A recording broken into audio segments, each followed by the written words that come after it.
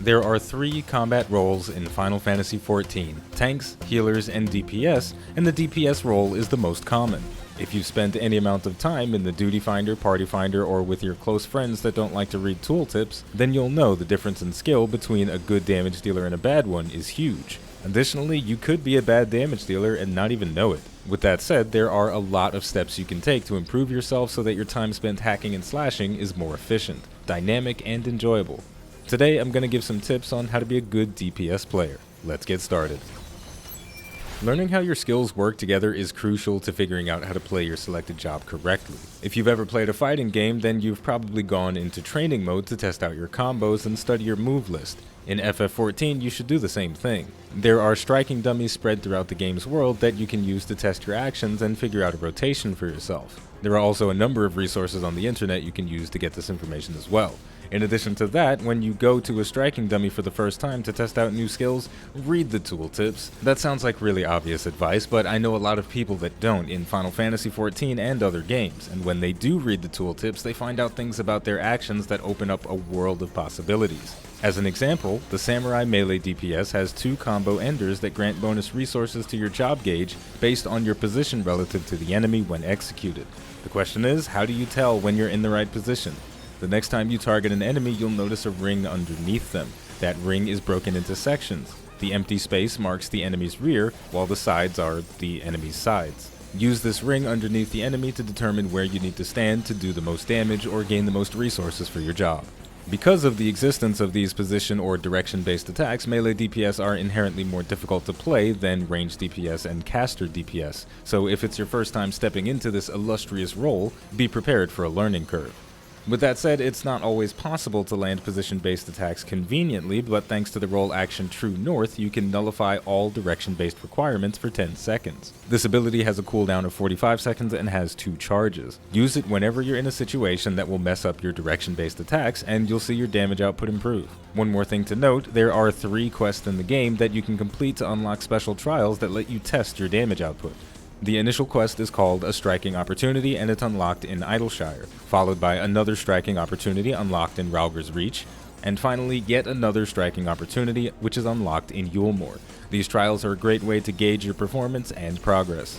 Another small UI related tip, if you look at the party list, there are bars next to every player. These bars show how much enmity has been generated by each player, with a letter A marking the player that has the enemy's attention or aggro.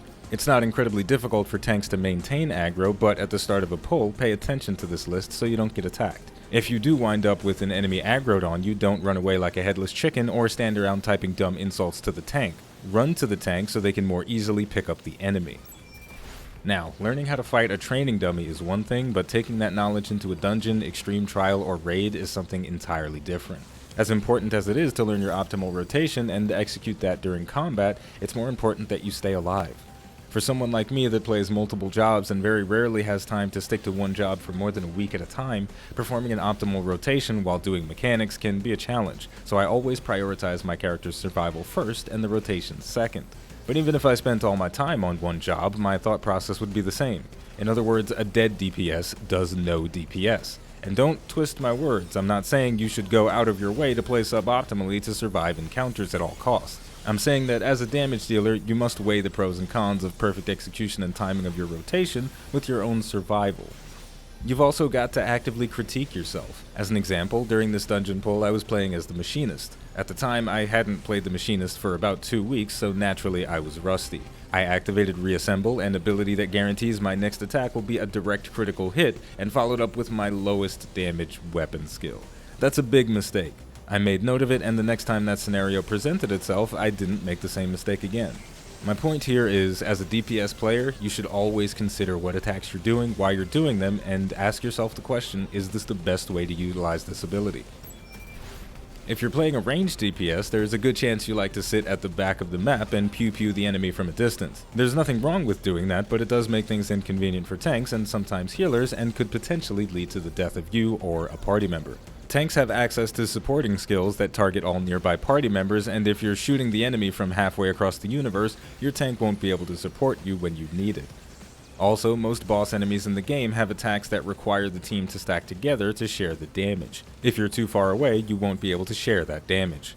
There's a sweet spot for fighting at range. You're far enough away from the enemy to avoid area attacks that emanate from the center of the enemy, but close enough to receive buffs and support from your tanks and healers.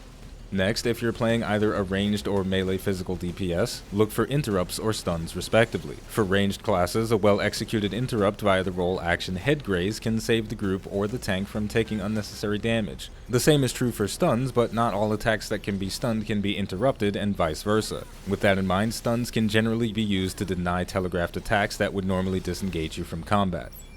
Last but certainly not least, if you're in a group and your tank pulls multiple packs of enemies, use your area damage attacks. Every job in the game has access to area attacks, and some of them have fun AoE rotations. So just like you spend time learning your single target rotation on a training dummy, do the same for your area attacks. One final thing, start doing napkin math. Every attack in the game has a damage potency associated with it, and some simple number crunching can help you determine when it's more beneficial to fight with AoE attacks versus single target, and it can even help inform your rotation. A general rule of thumb though, if there are 2 enemies, you can fight with single target attacks. If there are 3 or more, you can use your AoEs. But remember, that is a general rule, and there are some exceptions.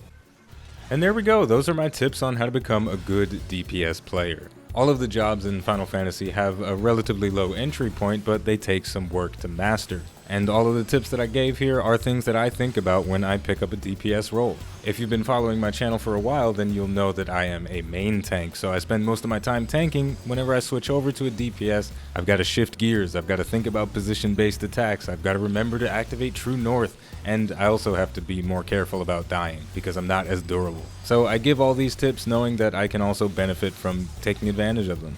With all of that said, I'd like to give a special thank you to all of my patrons, but there are 2 patrons that I have yet to thank. Soul and Khaled, thank you so much for your patronage. You guys are awesome, as well as everyone else that has provided patronage. It is truly amazing to get the support.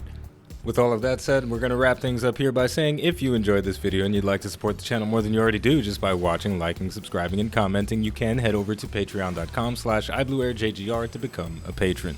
As always, the name of the game is Final Fantasy XIV, the name of the channel is iBluairJgR. Thank you for watching, and I'll see you next time.